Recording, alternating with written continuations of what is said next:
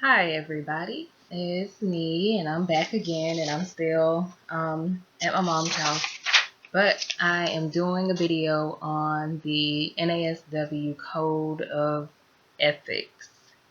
Um, so I have printed out a copy of the Code of Ethics, and so I will be using this as a reference and as a speaking tool because this is what we have to go by as social workers.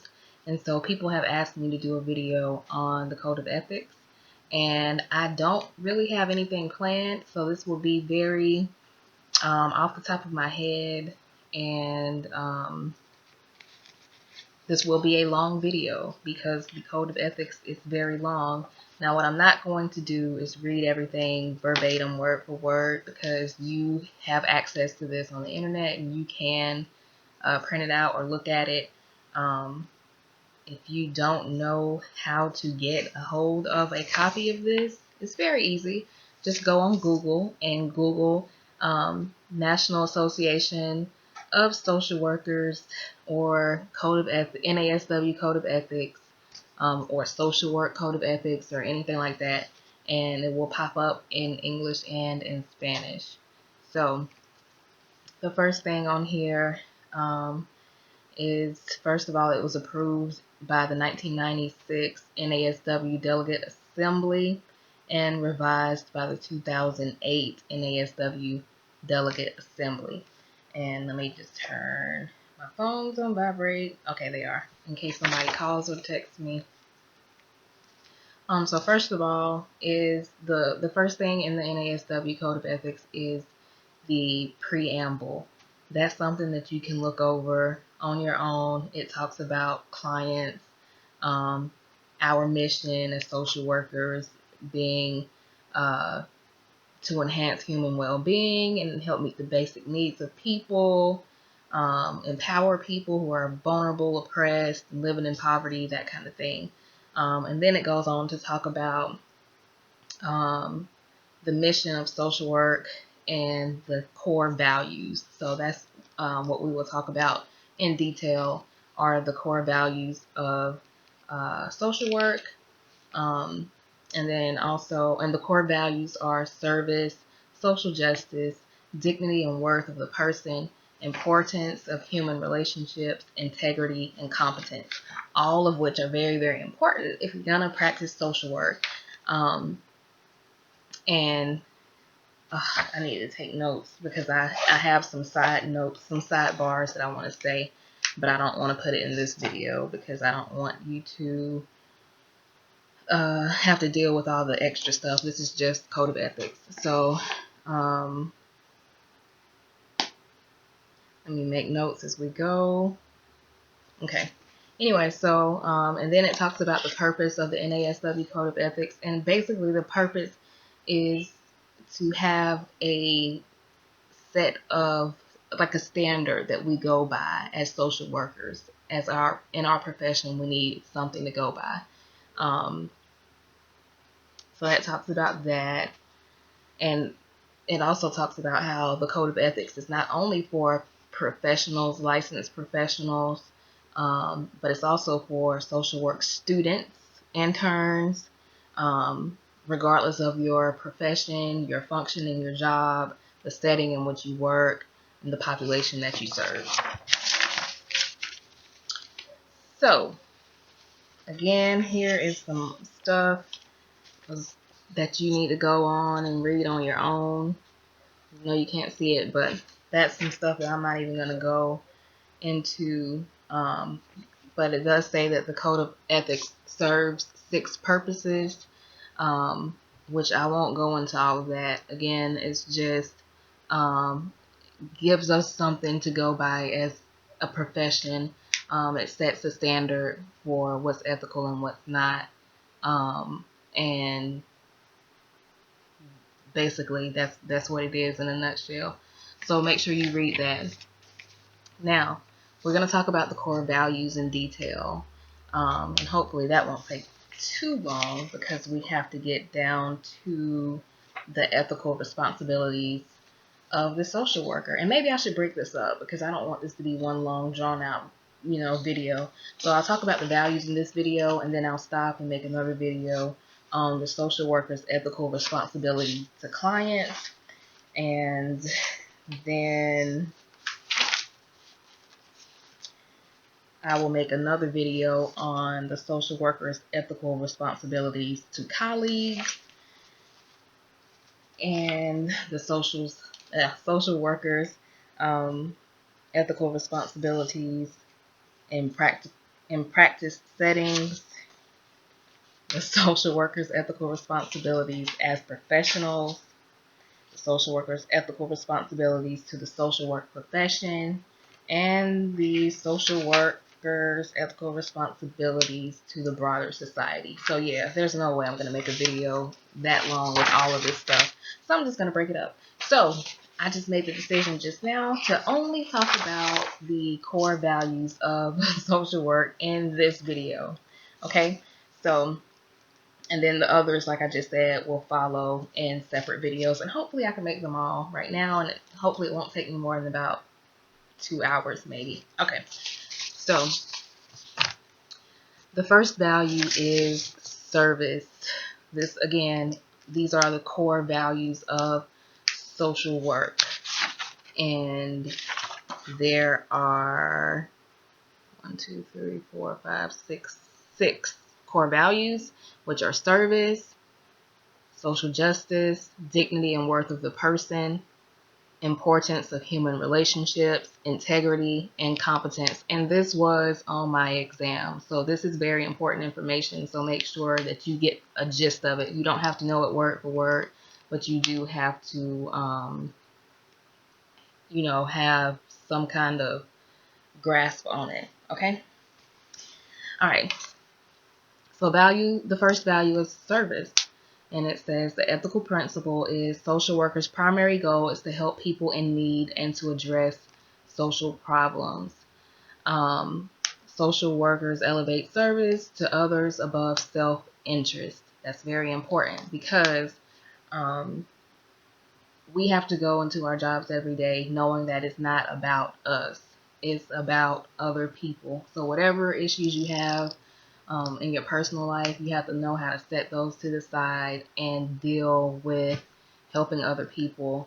And then, of course, if we have our own issues, we need to get those addressed, but we need to seek help for ourselves, just like our clients are seeking help from us. You have to draw on your values, your knowledge, your skills to help people in need and to address social problems. So service is all about helping other people, being selfless and not thinking about self.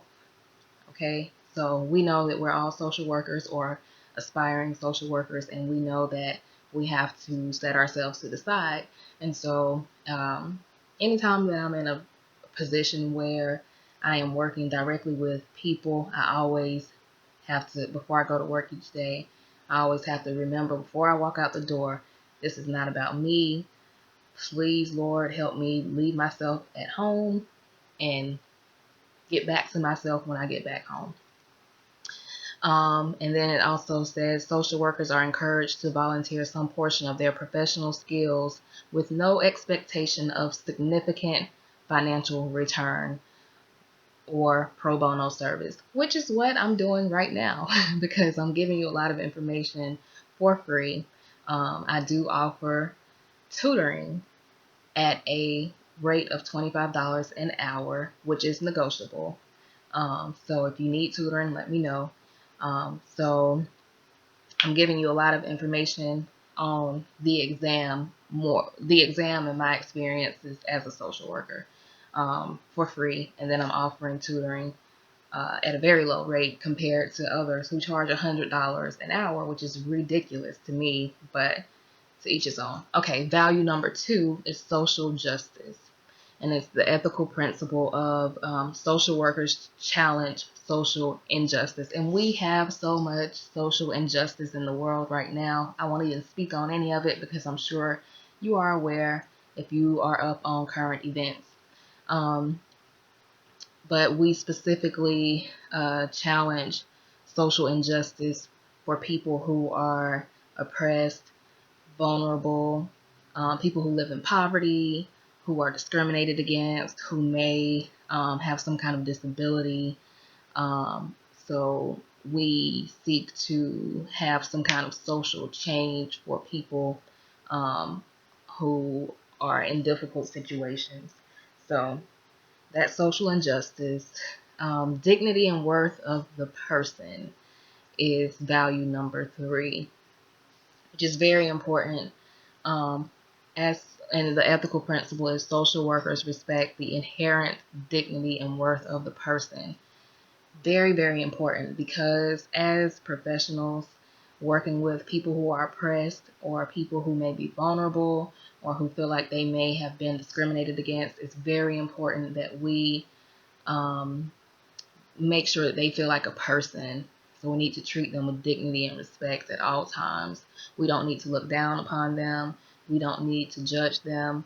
Social work is all about self-determination. So we need to empower our clients and give them the option to make their own choices.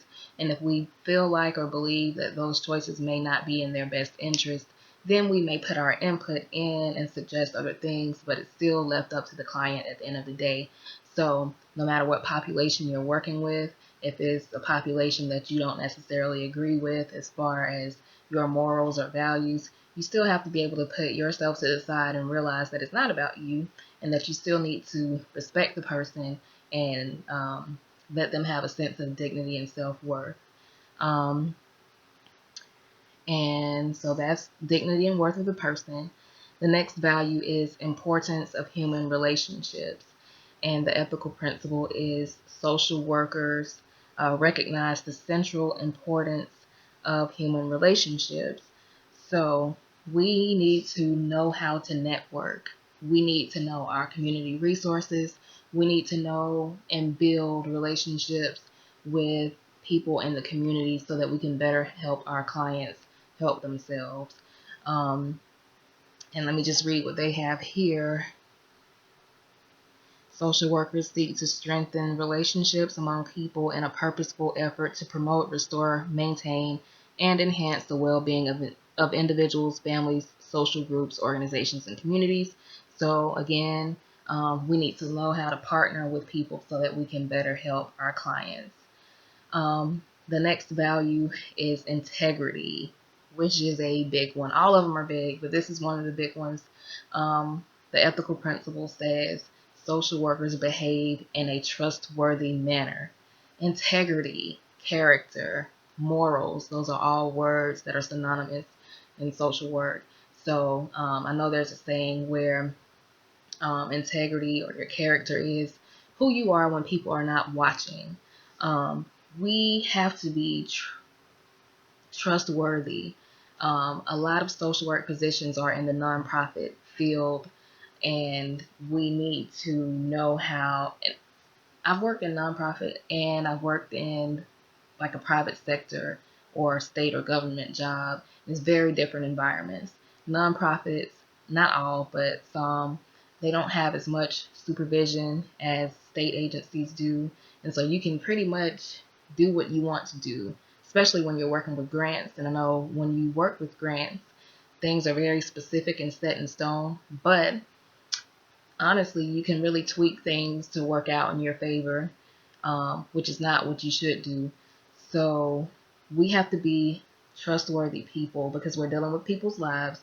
We're dealing with people's funds and donations and money that they give so that we can help people better their lives. Um, we work very closely and intimately with our clients, and so we need to be able to for them to trust us and know that we're going to do what is right, what's moral, what's ethical. Um, and we need to just always act honestly when dealing with our clients and people that we network with. Okay, so the next value is competence. Again, very, very important. And I will say this, just because you have a master's in social work or a bachelor's in social work or any degree in social work and a license does not necessarily mean that you are competent. But let me read the ethical principle for competence is social workers practice within their areas of competence and develop and enhance their professional expertise. I have worked with people and I have been in grad school with people who I believe were not competent to be in grad school on a social work master's level because their writing was not good. Their speech wasn't good. Their morals and everything was just, I kind of wondered, like, how am I here with this person next to me and they can't write a sentence and they write the way that they speak and they don't speak well. So, just because you have a degree and a license doesn't mean that you're competent. So we need to always work towards getting experience, learning from other people, always going to professional development courses and continuing education courses and things like that. I'm a licensed master social worker, but I'm not competent at all to do like trauma focused cognitive behavioral therapy because I've had training on it, but I'm not thoroughly trained, and so I would never go and say, "Oh, well, I'm a therapist because I'm a licensed social worker," and come on over and let me do some therapy on you or with you, because it's not my place, and you have to know and step away from things that you're not competent in. So social workers continually strive to increase their professional knowledge and skills and apply them to practice. So you should always be growing and building as a social worker. Any chance you get to learn more about whatever area you want to specialize in, you need to take that. You need to take that opportunity and train and learn and grow and do more. So just don't go into practice in areas that you're not competent in. If all of your experience has been working with victims of domestic violence and then you have no clue about working with people with mental illness, you don't need to go and try to apply for a job knowing that you don't know what you're doing. Now, if they're going to train you up from zero to nothing, from nothing to 100% accuracy and competency, then go for it. But if you don't know what you're doing, you're dealing with people's lives and you don't need to go there. So recognize your strengths, your weaknesses, grow, develop, and continue to become better as a social worker. So that's it for this. Again, the values are service, social justice, dignity and worth of a person, importance of human behavior, integrity, and competence. You do need to know those. So if you just know those words that I just said, those values, then it's pretty much self-explanatory. So make sure you know those for the exam. My next video will be on um, social workers' ethical responsibilities to clients. All right, and I'll try not to make it as long as this one. So I will be back with another video in just a moment.